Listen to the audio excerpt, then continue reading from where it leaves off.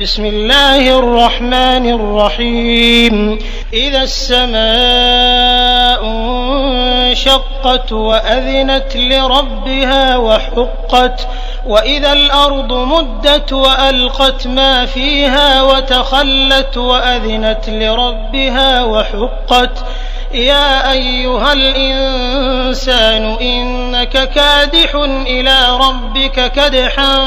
فملاقيه فأما من أوتي كتابه بيمينه فسوف يحاسب حسابا يسيرا وينقلب إلى أهله مسرورا وأما من أوتي كتابه وراء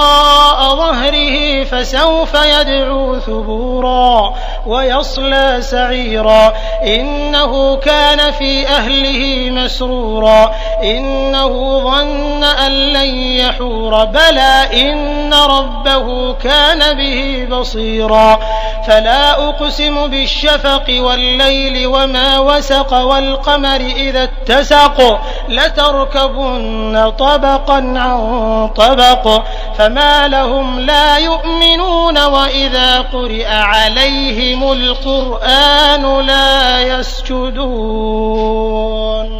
بل الذين كفروا يكذبون والله أعلم بما يوعون فبشرهم بعذاب أليم إلا الذين آمنوا وعملوا الصالحات لهم أجر غير ممنون.